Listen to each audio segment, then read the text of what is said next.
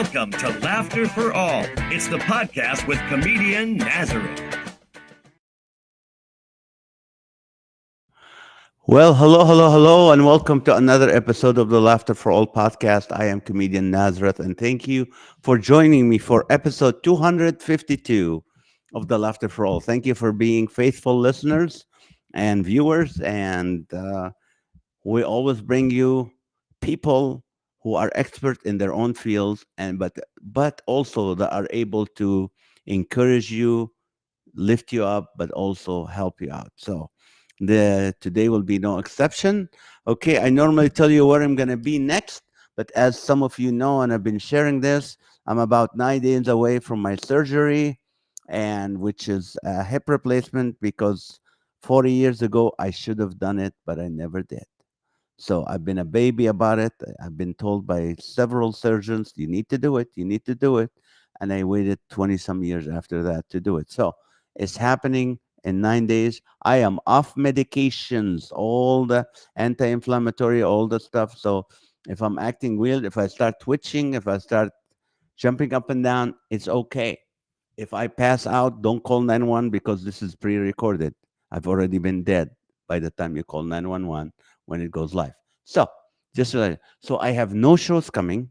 So, if you want to enjoy my comedy, you go to Comedian Nazareth TV on YouTube or Comedian Nazareth on Instagram and others, and you can watch. And I put, I have full time shows. Yeah, like a full show that you can watch on YouTube. There's several of them. I don't care. I'm not worried about, what do you call it? Making money or anything. I just put them out there and you can enjoy the full show. But uh, that's it. I met this couple about last week online, digitally. I I just got to meet them in person, not in person like online. Like I can see their faces about 5 minutes ago. So they were referred to me by an agency that we used to work with, their marketing agency. But anyway, when I heard about them, I got excited because they are in the industry, they are in the entertainment industry, they are believers in Christ. They work on the Chosen, which is probably every one of you heard, have watched some season and some episode or all of them. So I'm excited to entertain them. But they are coming from right now. They are somewhere about an hour south of Nashville, Tennessee, in a kind of remote area, and they had storms. So if the picture is just like messes up or the voice, it's okay. You know what? Let's get the what we can learn from it. So Nathan and Deletha Myers, they're both. Nathan's an award-winning filmmaker, actor, and designer known for his work on major faith-based projects, including serving as lead designer for Capernaum Studio, featured in The Chosen season one to three, and production designer for Matter of Time, starring Sean Astin. He's the director of the ICVM Gold Crown Award-winning musical comedy Aria Appleton Shines, and has created screenplays and also music alongside his brothers. Um, as you know, I won an award from the ICVM, and I've been to that, conference where they bring all the filmmakers and all. It's just a great conference. Nathan is the founder of Grafted Studios, co-founder of Fort Worth Actor Studio, and will serve as film camp director at the 2025 Chosen CHFA Film Camp. A passionate storyteller and homeschool dad.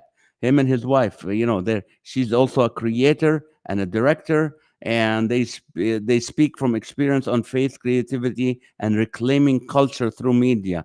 So that's what we're gonna talk about, the impact of media on children and some other stuff. So they live in between Texas and Tennessee. Please welcome to the show Nathan D and Delitha Myers. Hello, hello. Welcome. How are you guys? Thanks for having us. Oh, you're welcome. I'm It's I'm good. I'm Happy sorry to you be guys here. are in that far in the country for now, but so let me start with this. Tell us about your role with the Chosen because that's something people want to hear about. Yeah, sure. Relationship to the Chosen is very operations at the Chosen refers to me as John the Baptist because I helped Tammy Lane build Capernaum first century village and gardens between 2005 and 2010. And a few years later, Jenkins found 1 through 3 of the Chosen. And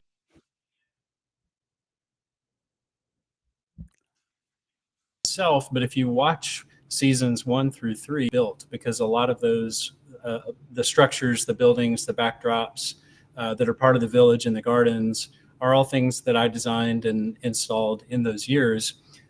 Later, it was interesting. I was asked to get involved with Camp Hoblitzel, which is where the Chosen has built additional sets and sound stages. And so I have numerous friends that are involved in production. And then Casey Bilbrey, who runs Camp Hoblitzel, where the Chosen is now base camped in Texas.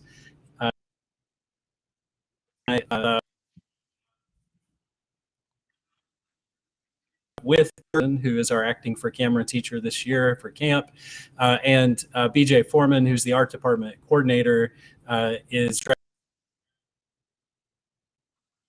camp, and my wife Delitha is directing music for that. Just film industry friends are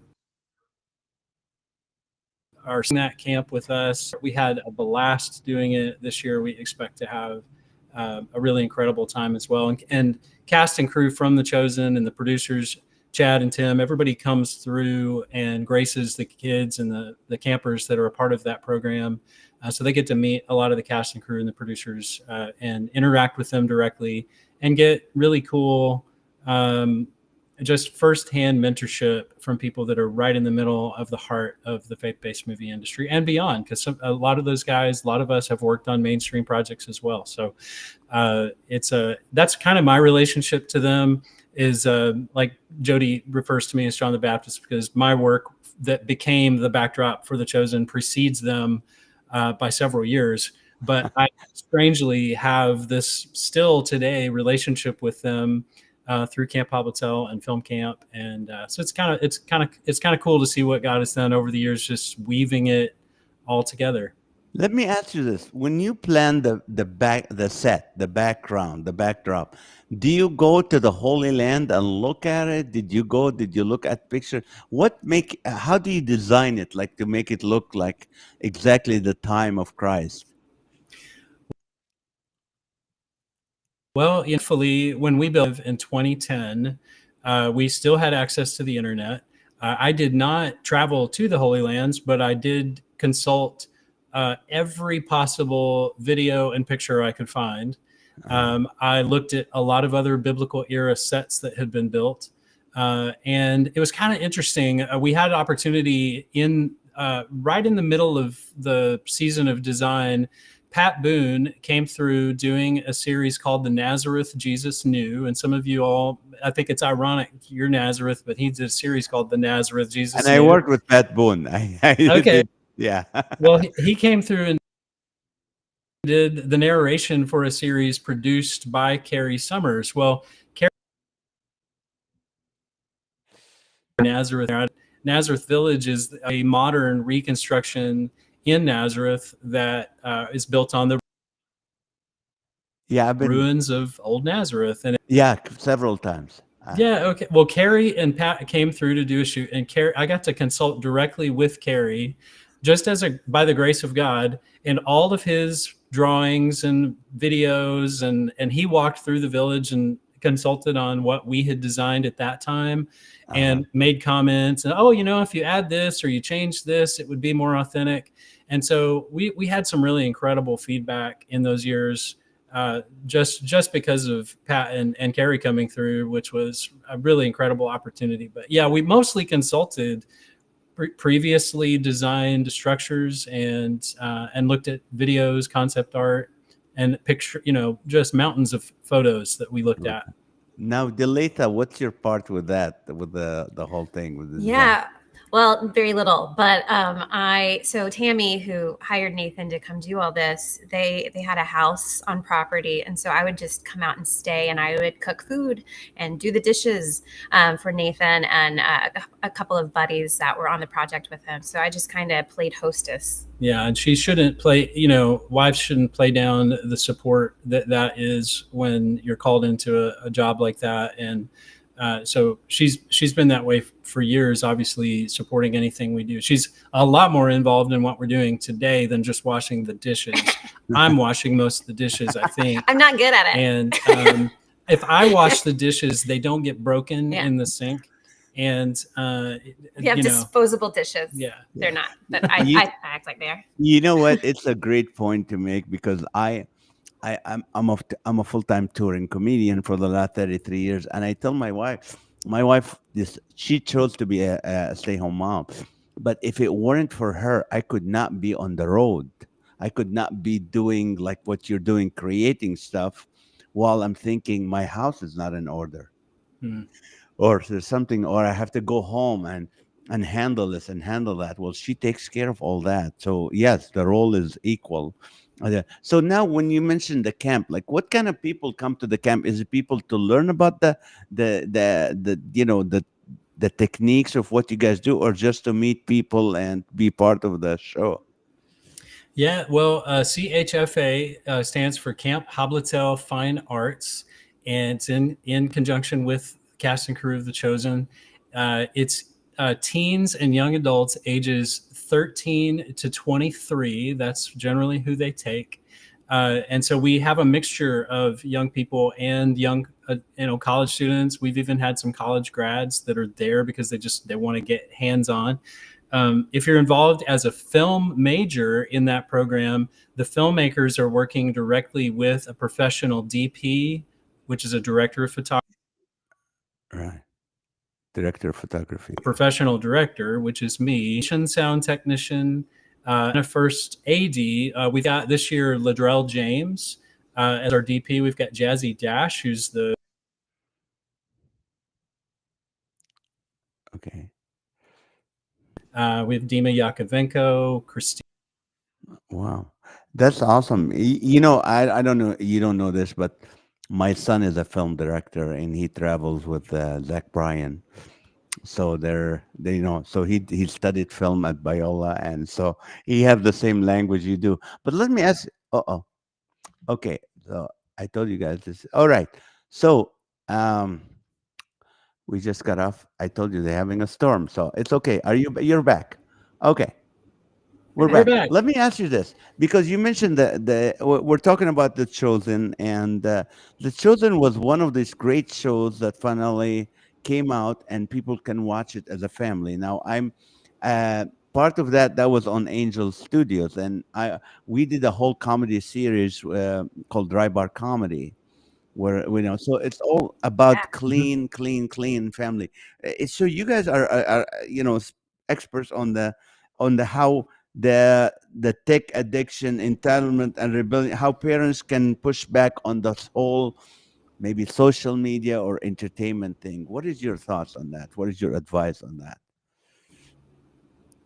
Yeah, pushing back on social media. There are parents who need to push back some.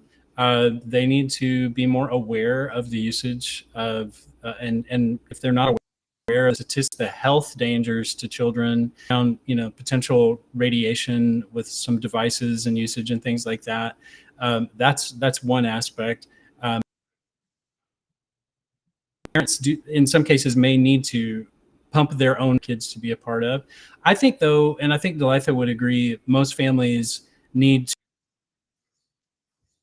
to figure out how to and make sure that if there is usage happening in the house, that it's well monitored. We have some rules in our house about how our kids can engage, and we don't have technology all day long. School, an iPad or an iPhone makes a really great. If you as a parent are not in the mood, let's say, to do your role as the parent, if you're in the middle of work or you're trying to accomplish something, it's very easy to let your 3-year-old or your 5-year-old or your 7-year-old or whoever tapping you on the shoulder wants to play with you, wants to engage with you. It's very easy to hand them a device and say, go watch easy. And a lot of parents themselves in that department too. So, So Delita, what is your? You said you have your rules in the house. What is your rules with your kids? So we don't do social media with the children. I think kids, their brain isn't fully formed until like in their 20s, really. So for sure, we're not going to do social media until they are legally 18. And we're going to have some training before they get a hold of that. I think there needs to be a training manual that comes with social media. All of the statistics that are out there about kids under 18 who have social media, I haven't heard anything truly positive. It's all very negative and ending with a lot of children having self-harm involved because of just all the ridicule. I can't imagine it. I mean, when I was in middle school and high school, we didn't have social media. We barely had the internet, and it was hard then. And so now, no wonder that children seem like they need a lot of help, because they do. And handing them social media isn't going to help them navigate those years. So a hard rule for us is no social media until you're 18. We have a time where we end all devices, and we can watch on the television together like a family movie, but we can't be on our own devices. For us, it's a little later because our daughter has a friend who lives in Asia. They do mission work. And so it's the only time they can really talk is at between 8 and 9 p.m. So it's a little late for us. But as soon as it's 8:30, everyone is off of the device. Our 3-year-old has to get off at 6:30. And then we have rules about when they can get on it. Since we homeschool, did you have a good drink? Well, if so, maybe I'll give this to you. If you had a bad attitude, then Now, so how do some parents are saying, this is great. I want to do that for my kids. But I mean, all their friends and sometimes their homework, everything is online and they have to do this online. And I know you're homeschooling, so you don't have to deal with that a lot, maybe. But I'm like, it's more nowadays, I'm not at all defending social media, but I mean, there's a lot of things right now, like from the weather to this, to this, to that you have to get on social media, or not on social media but online, to get that. So yeah. what kind of shows do they watch? Like, you guys are directors and creators, so what stuff does your kids watch on the screen that they don't have to go to social media on? Yeah, we're old school, so we have DVDs. And so we don't even let them go on YouTube half the time to just, see videos. It's like, what do you want to watch? Well, let's go to the DVD collection and see. These have all been pre-approved. But our 3-year-old, we did get in that, and I got in the habit of handing him the iPad for a while because it is an easy pacifier. And I soon realized what a mistake that was. And so now he can get on YouTube Kids when I allow him to, but I have pre-approved every video, because you as the parent can go into YouTube Kids and pre-approve all the videos. It takes a long time to get some on there, but it's worth it because now he's not watching all of these things that were negatively influencing him at 3. And my daughter's just not interested. She's 12 and she is not interested at going online. She is a book reader. She's a writer, and she just doesn't care. And so I'm really, really fortunate to have a 12-year-old that I have. That's amazing. I know with my first 2 kids, they were on social media. They were in public school and all that. I'm not on that side, but the third one, she's 17. She's not on social media now. She just loves to read and all that. So that's a great thing. And some parents, and I'm gonna give you guys at the end, I'm gonna give your email and stuff, and so people can go help me, give me some advice. Is there's a what do I tell my kids now? Okay, they've already been on social media. How can I take it away? What can we do? Okay, we don't have DVDs. What shows can they watch? Yeah. Yeah, I mean, for the little one, we love Bluey. It's very mainstream, and it's not Christian, but the messages are very positive, and they are parents that I want to be. They help inspire me to be better. Bluey's very funny. Um, Other mainstream things that aren't necessarily Christian are Gordimer Gibbons. What's the title? Gordimer Gibbons. Life on Normal Street. Life on Normal Street. It's an Amazon show. It's amazing. It's super clean, positive, creative. My daughter will watch it and rewatch it over and over again. But it's hard. I mean, these movies that come out or these TV shows, so many of them have hidden agendas in them that you have to just research and talk to other people, because no one has time to pre-watch a movie before they show it to their kids. Right. Or if they do, I mean, awesome, great. But I don't have that time. And so it does take a lot of time just to research. And then, we'll be like, okay, well, this seems good. And we'll start showing it to our daughter. And then all of a sudden something comes in and we're like, oh, good, we have to have this conversation now. Okay. Mm-hmm. And so we have the conversations so that she hears it from us and doesn't, find a friend and say, what was this about? Why did my mom act so weird about this subject? So it's hard, but I think we should probably make a list of we approve these movies and put it out there. Yeah, that would be great if you guys have some kind of not social media, but something that you can let parents know, hey, we watched this movie and it was good. We did this and that was good. We used to always go to Focus on the Family back then to watch, to decide that. But let me ask you this. So your daughter's 12 and your son is 3. Do you have more or just 2? That's it. No, okay, just the 2. Just the 2. I'm focusing a little bit on the later for this question, Nathan, but you can just chime in. How is your relationship? Because at this age, I mean, I have 2 daughters. At this age, you start seeing the love-hate relationship. Is there some form of competition with mom, or with the kind of jealousy, or what? Tell me, how is your relationship? I'm not sure. Person, and I would love to say it's all because of me, but I just think God made her.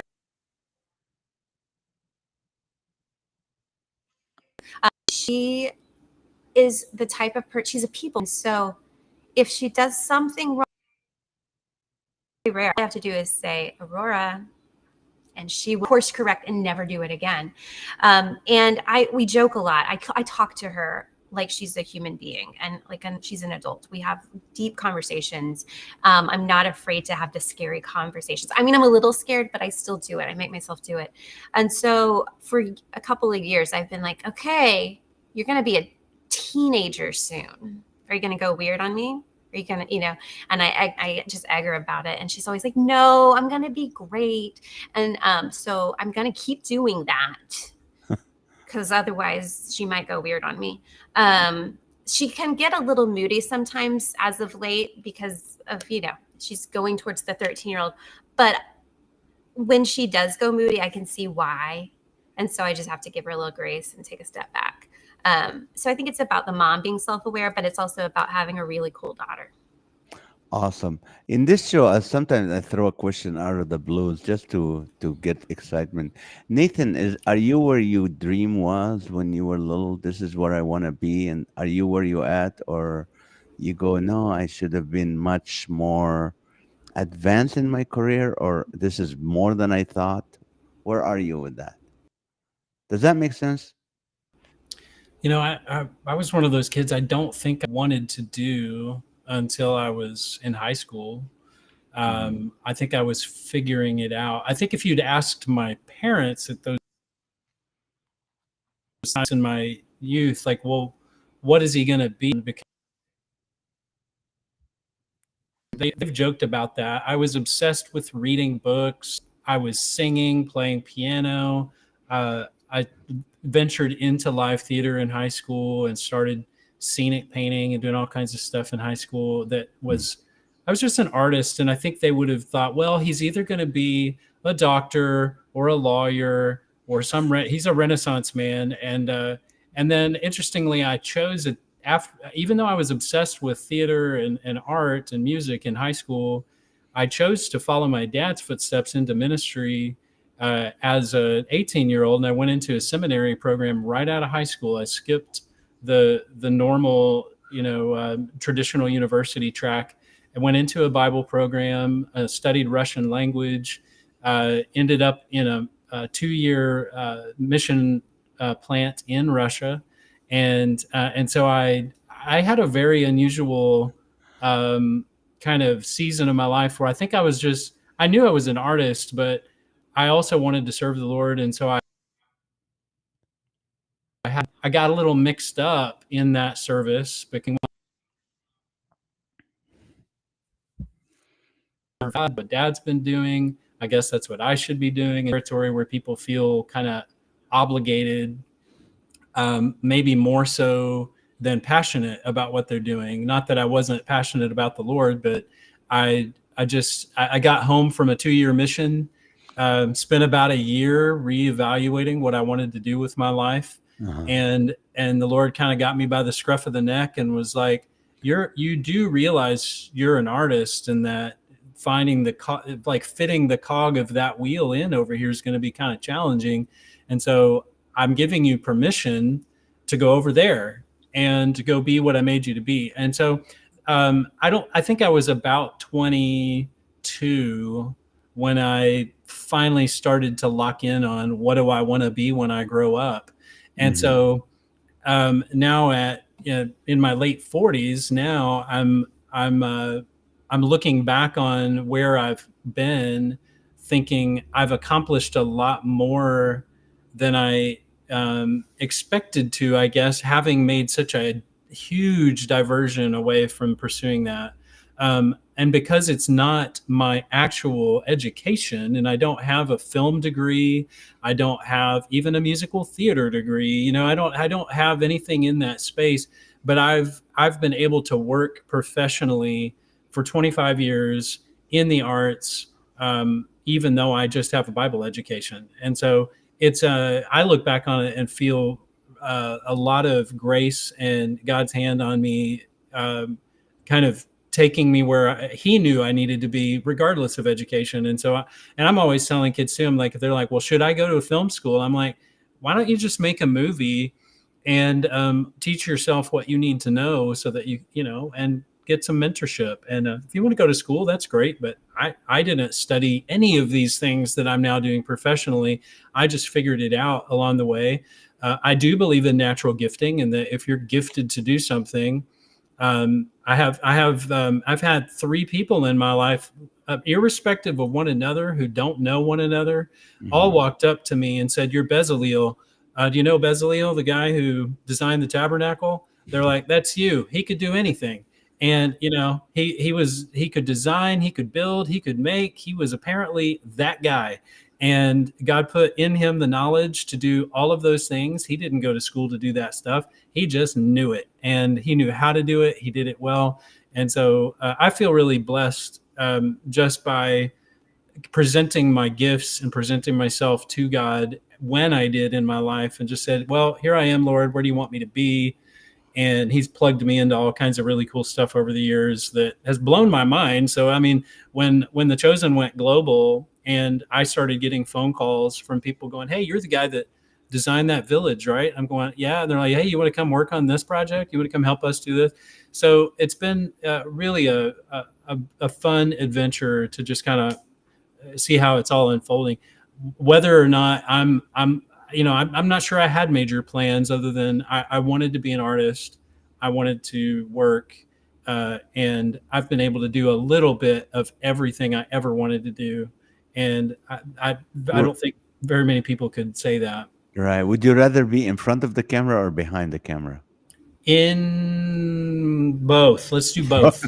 Let's do both. Actually, it's funny. I called my agent to get on, and I'm with Treasure Coast Talent in Los Angeles. Jean Winger, she represents a lot of believers. She's a really great lady. But I called her at one point. I was production designing a movie that then the auditions dropped out to breakdown services, and I called her and was like, "Hey, why don't you get me an audition for this?" And she said, "Aren't you already production designing that movie?" And I said, "Yeah, but give me an audition." She was like, "I don't know. It just seems like a lot." I was like, "Gene, it never stopped Mel Gibson I'm just like, I can be in I'm front of there. the camera, I can be behind the camera. And so I love doing both. I feel like a Swiss Army knife in that way. And it's tough. It's a tough call. I will say acting at every turn is easier, and it's the easier job on set. So if I Right. was feeling lazy, I would choose acting. I'd say I'll just Okay. get in front of the camera. That's awesome. Deletha, what's your story like? What when you were okay, young, family, and then how did you come to Christ? And when did you meet this young man? Okay. Yeah. So in my youth, so I'm a very introverted person, but I always loved performing. And so I grew up in a very small town in Texas, um, in the woods, and we had a satellite dish where you had to go out and like turn it and it would turn back in the day. And so I got to watch Kids Incorporated, which I was very obsessed with, twice. I got to watch it in Central Time, and then we would turn it, and I would get to watch it in Pacific Time. And then I would go in my bathroom and grab my hairbrush and do all the things. I'd pull out my trundle bed, and I have a 2-tier stage. I was obsessed with it. But then we moved to a bigger town in Texas, and it was a big arts community, and so I got to be immersed in the arts, theater, choir, piano, all the things. And that was great. And so I got to come out of my shell. And I really came out of my shell my junior year in 11th Mm. grade. And I thought, this is what I want to do. And so I went and got a musical theater degree from the University of Oklahoma. And I went to New York because that's what you're supposed to do. But then I Wow. learned that I did not like living there. It's very different. And so I lived in Queens, and I'd have to take the subway in, and I had to work temp jobs and audition. And, I didn't like it. I did not like the lifestyle. So I lasted about 8 months. And then I came back to Texas. And within a month of moving back to Texas, I met this guy. And I got my equity card, which is the stage union for actors. Uh-huh. I was hired at a local theater for the whole season. So I got to do 7 shows that year. I was a resident actor. I had insurance as an actor. It was amazing. And so that, yeah. And it was just obvious that that's where I was supposed to be. I was supposed to be in Texas, living life there. And I liked lifestyle there. I mean, that's what I grew up in. So it makes sense that I liked it. You know Um, what you just said, just so amazing. You don't understand how impactful that is, because I have a 17-year-old daughter now. Me, her mom, and her brother, 2 siblings, are extroverts. We love to, we love to meet people. We love to talk to people. And maybe I'm more like Nathan, like we love to talk to people, but then we need to social overload sometimes for 5 minutes or an hour. Go, hey, I don't want to talk to anybody right now. I'm just going to hide. But my daughter, my youngest, is very introvert, and she wanted to do act. She wants to do acting, and I'm going. How can an introvert want to go on stage and perform? And then she wants to go to New York to study acting in New York, and we're going. No, I took her to New York for 4 days. I said, listen, you can't last more than 4 days in New York. But she wants, she wants. So that's when you said that, and you 8 months. I'm gonna have her listen to the podcast and see, 8 months. You want yeah. to do that? But Yeah, that's it's different. interesting. It is different. And for an introvert, I find the city is just overwhelming because, I would go home to my apartment to get away from people, but I could hear my neighbors above me talking, but they were Chinese. And so it was in Chinese that they were speaking. You couldn't And even I hear couldn't that. understand them. I was like, if I'm going to have to listen, I want to know what we're saying. It's so very frustrating. But it's just busy and loud. And it just wasn't for me at all. But introverts are great actors. They're really Right. good See, because they're that's very just. interesting. Now, Mhm. if the Lord came to you guys tonight, both of you, and He said, one prayer, I will grant it right now. What would it be for you, both of you, either one, both, like each one, or maybe it's the same for both. Well, my immediate thought was $1,000,000, but that's so shallow. So I need to think about it harder. That's funny. It's funny. I'm going to sound really super spiritual Good. compared to That's her my cat. answer. Mhm. Because I actually was thinking about this today. I was thinking about this because I was in the car with my 3-year-old, and I've been with him all afternoon. just burning up the afternoon, wasting time so mom could be home alone without the 3-year-old. And Right. in fact, she called me before this and she's like, are you aware there's a podcast that's going to be, within the hour? I was like, yes, I'm aware. He was I'm just trying to relax me. My anxiety was skyrocketing. had the opposite Where are effect. you? Introvert. But the whole time that I've been out with him today, I've been thinking about what a blessing I have had this summer to be with him so much, and which a lot of parents don't have that time just all day, every day. Can be tiresome, but it can also be a big blessing to your child and to your relationship. But I've been thinking about him particularly today, and so my wish, my hope would be for the two of them that they would have they'd be happy, healthy, wealthy, and wise, and come to know the Lord in a strong way. That would be my one wish today. Wonderful. Wonderful. So $1 million and Yeah, because I and can the find kid. security And a in the super $1 spiritual million. answer over here. Yeah. That's right. Yeah. So it's always people say, no, we want security. Is this because we don't want to trust the Lord? No, we trust the Lord, but I it's trust just the Lord to give me the $1 million so I'm secure. because Right? we are in a business where it's not like there's no, like if you were in working 9 to 5 job, you start in an entry level, then you become a supervisor, then you become a manager, then you become a CEO, then you become the head of the company. In our careers, there's no order to where. So you got to know, like, Lord, is this where I'm at right now? What's the next step? What's the next step for me? What's the next step? And there's no security in what we do. I mean, some shows can be number one today, tomorrow they're gone. They're canceling the Tonight Show. I mean, some people think, "Oh, I had job security 30 years." They don't know. So it's okay to ask for that. It's all right. It's okay to ask the Lord for money. I'm gonna hear some emails from people. It's okay. I'm a Christian still. Don't worry. But let me. So you guys, it's so interesting because you're filmmakers and you're creators, but now your focus is on parenting and the journey and how tell us more about that. How did that come about? Like, hey, we should Like, how did either. we we have children? I think No. Nazareth. No, how no, the no, I book- already know that. Let me put you attorney. No. I would say that because people have been asking us, oh, you guys are like culture warriors. You're going in talking to parents about kids and stuff, and I would say, well, maybe. I don't know that we didn't set out to be doing that.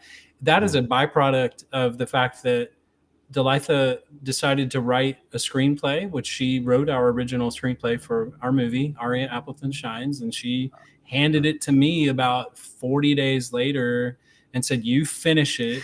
And then I took it and rewrote it, and then rewrote it again with a friend, Jason Davidson. And then we decided to produce it. But at the time, it was just this very organic conversation, a very organic story. It just so happens that the story itself has to do with this little girl who is struggling in her own life due to her own vacuum of a lack of good parenting.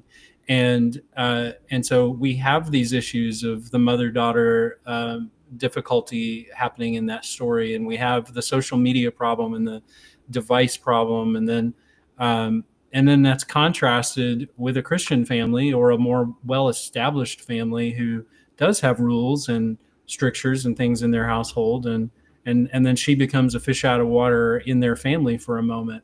When we looked at it and we retro engineered it, we were like, oh, well, it's a little bit Mean Girls, it's a little bit High School Musical, it's a little bit Diary of a Wimpy Kid. And we were just kind of thinking, this will be fun to make. We love this genre of movies. It'd be great to have a Christ-centered message in this genre because no one's done that. No one's really done that. And so we were like, oh, it'd be fun to do. And then, of course, you make it.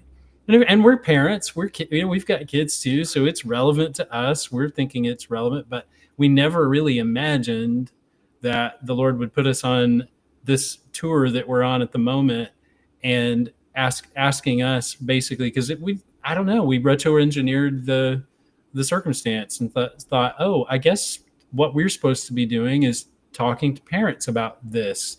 And it's in the movie. It's relevant. It's our life. It's their life. It felt like an assignment that was not one we set out to go carve out for ourselves. It's just it's a natural byproduct of talking about this particular film.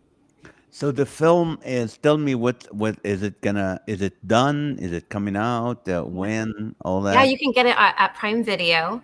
Okay. Just search for Aria Appleton Shines and it'll pop up.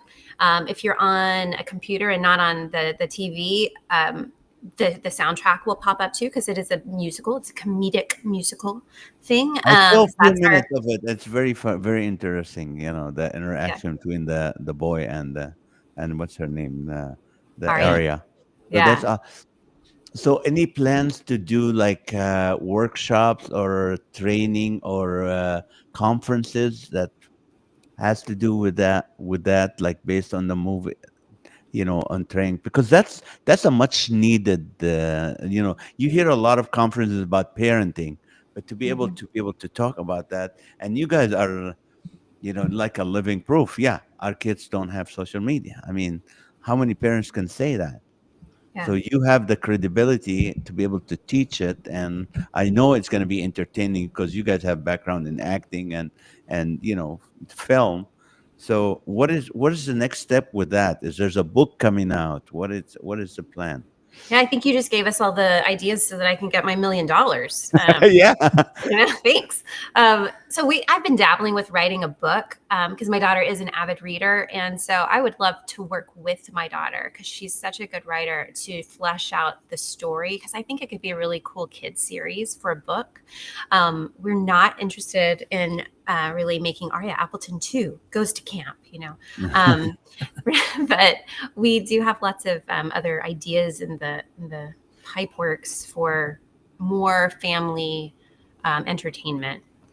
Yeah, and we, in terms of workshops and are we teaching this, we are in a way because we're podcast touring, and so the workshops that we're doing are to your audience. Your audience is listening right now, and Right. if they're into this subject and they find this relevant for their lives, then that is currently how we're doing that.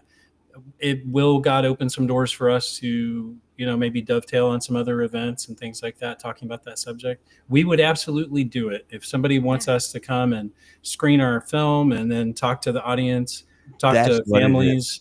That's exactly what we would do. And we've already pitched ourselves to several churches hoping to be able to do that. Say, hey, if you want to screen our movie for your children's ministry or your teens or whatever, we would love to come in and do Q&A and minister to your congregation. We would happily do that kind of stuff. We haven't yet had very many opportunities to do that. We've had a couple, but we did create a leaders and parents guide that people can access. And so we talk about the major themes. So we talk about what does technology look like in your house and how can, there's some questions about how does Aria deal with it? How would you deal with it?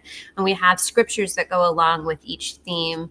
And so if the parents or youth leaders want to, show the movie and then have conversations with their kids, which is what we really would love for parents to do, is just have conversations, get to know your kids better, get to talk about some of these subjects like cyberbullying before it really affects them, or find out if it is currently affecting them.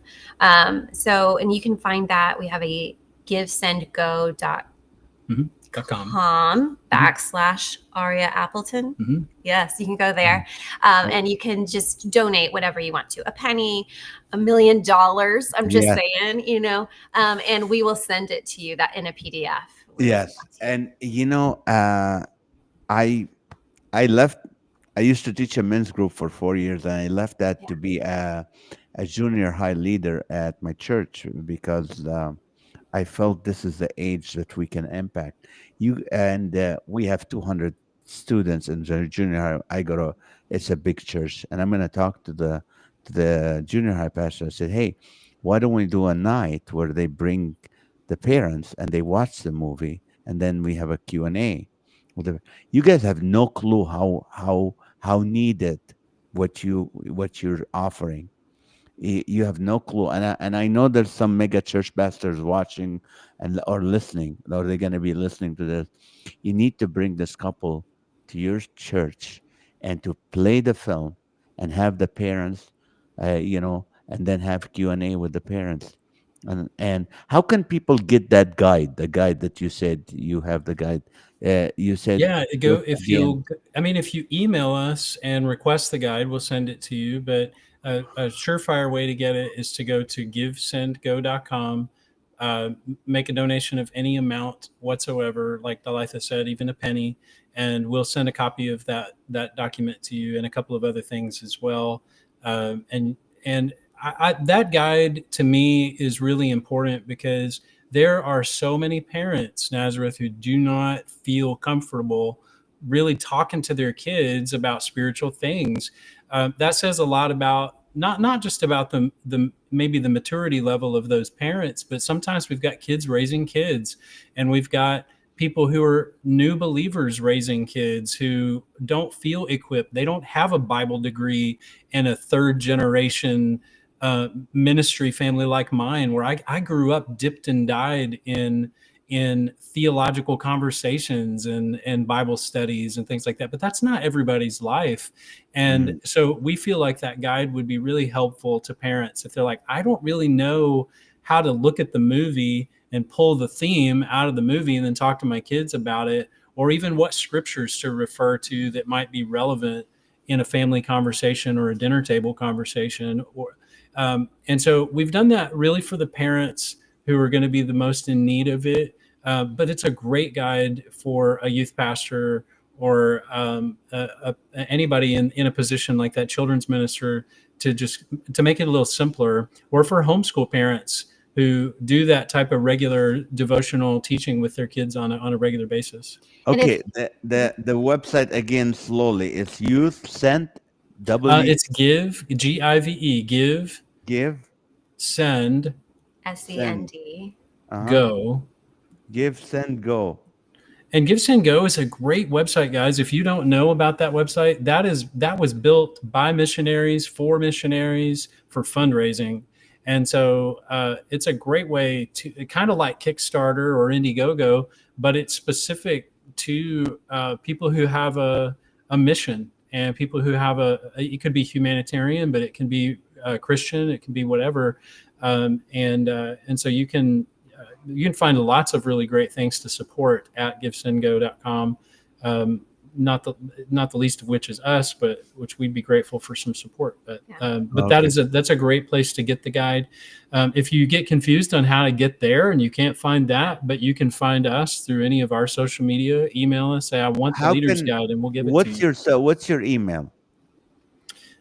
Email to me directly. People are welcome to email me directly. I'm just Nathan Uh-huh. at At NathanDmyers.com. And that's my full name, okay, Nathan. Nathan at Nathan D. Myers, MYERS.com. That's So right. And Nathan at Nathan D as in David Myers.com.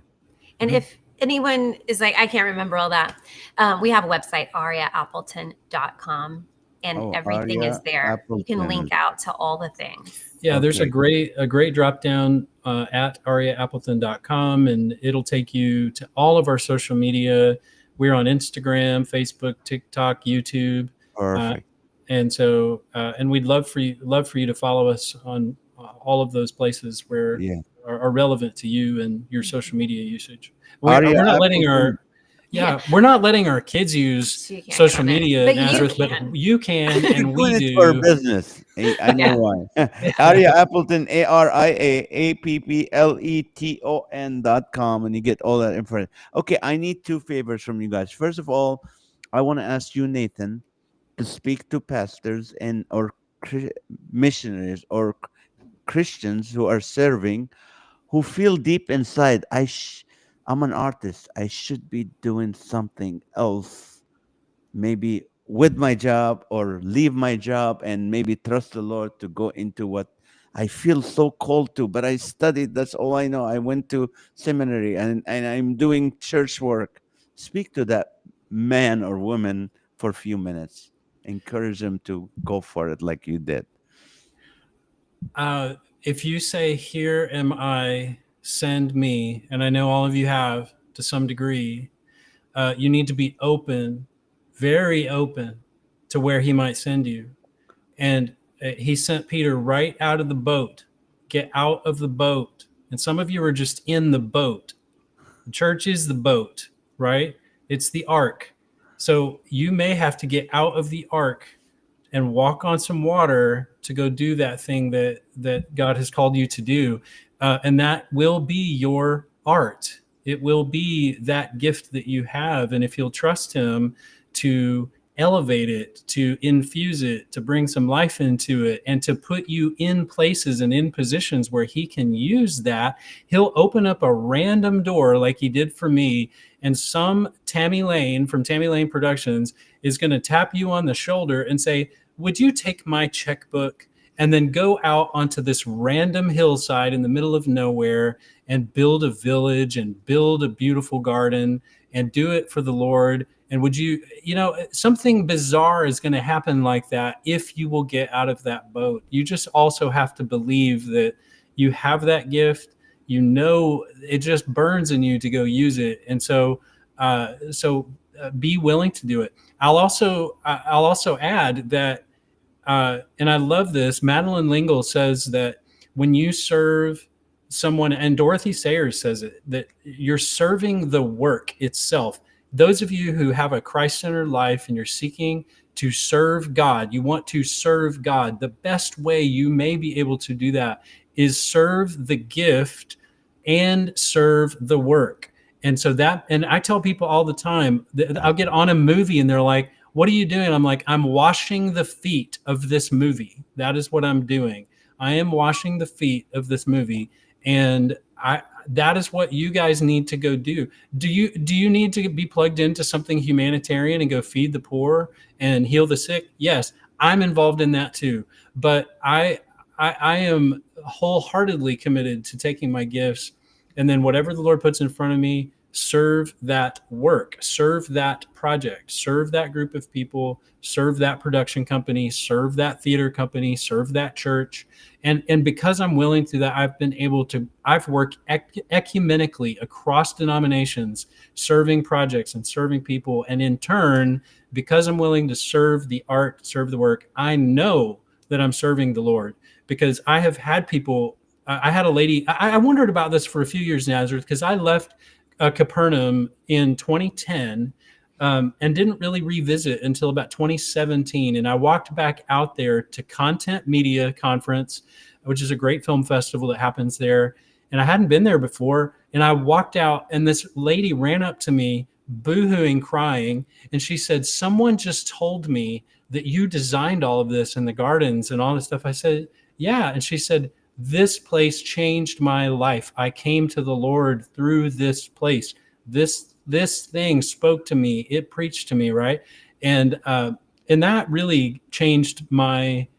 Even then, we all live with some doubt, but it changed the way I felt even then about what I was doing and why I was doing it. Or because you'll ask, is it valid? Is it worth anything?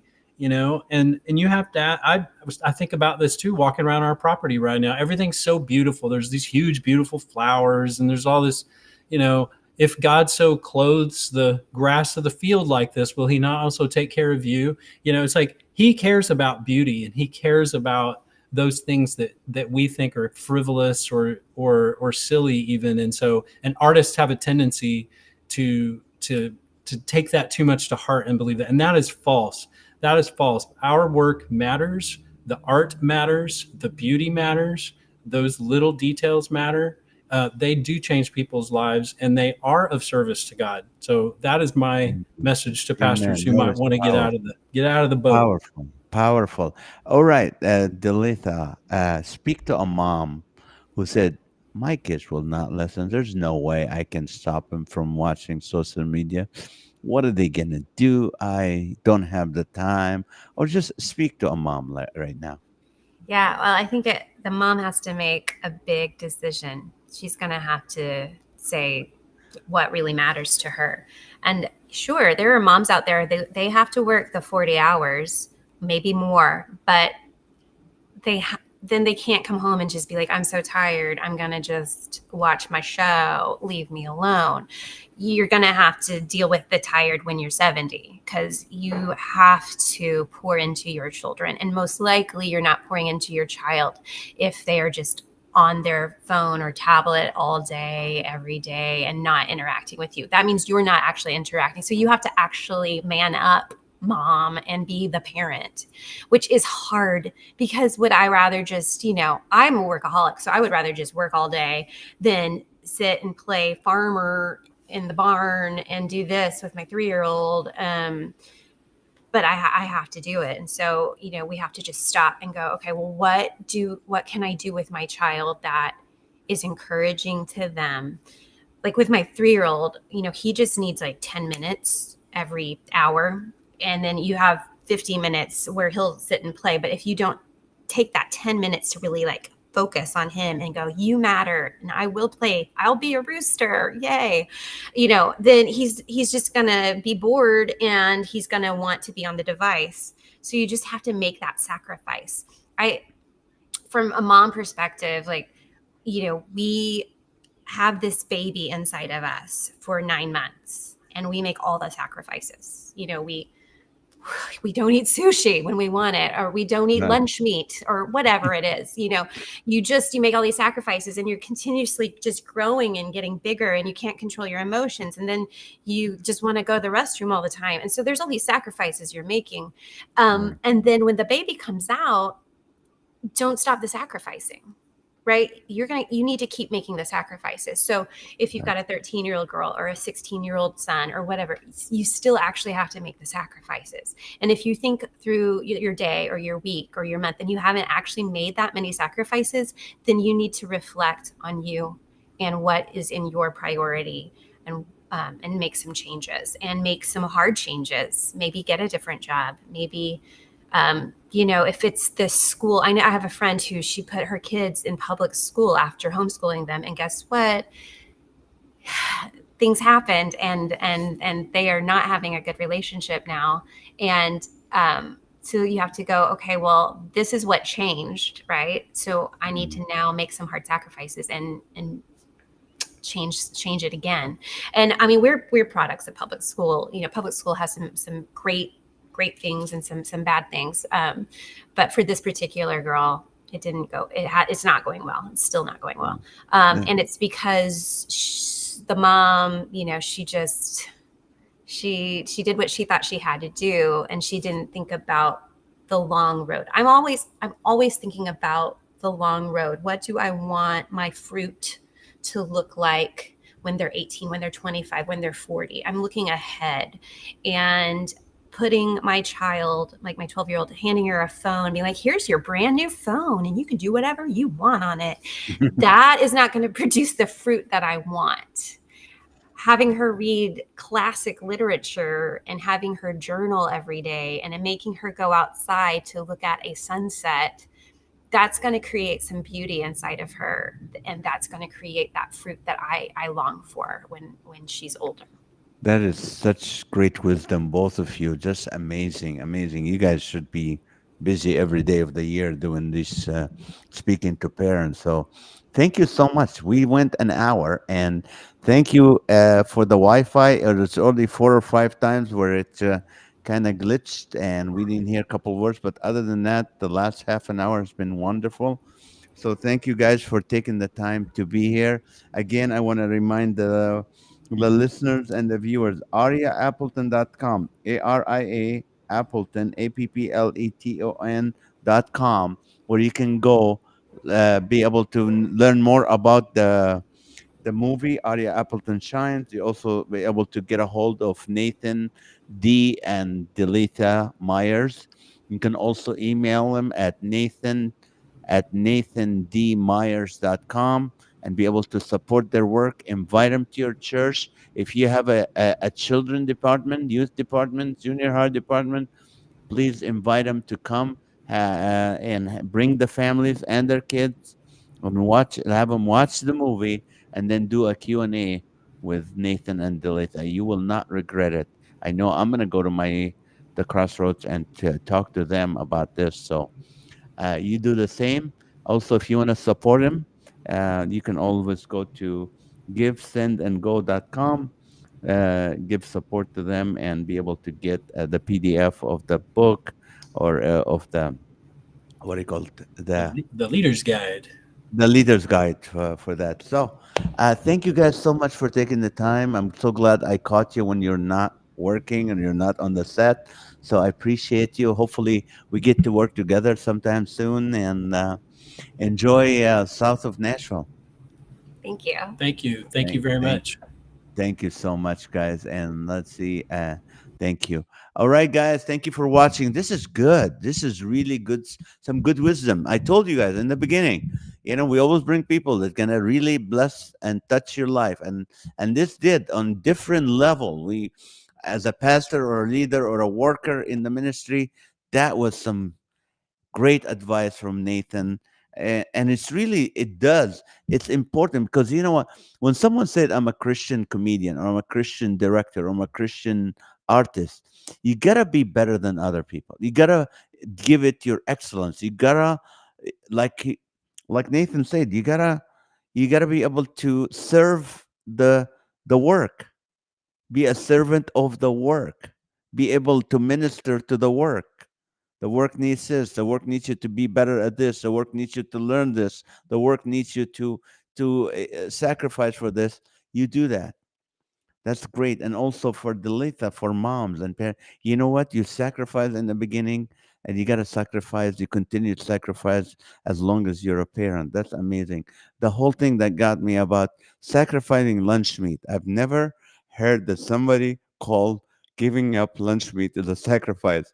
I don't know, but yeah, that's that's for me to contemplate later. But anyway, thank you guys for watching. Thank you so much. Please go support this wonderful couple that's doing great work for the Lord, and go back and watch the first three episode seasons of the chosen, and look at the background and the village and that, and remember it was Nathan D that designed that.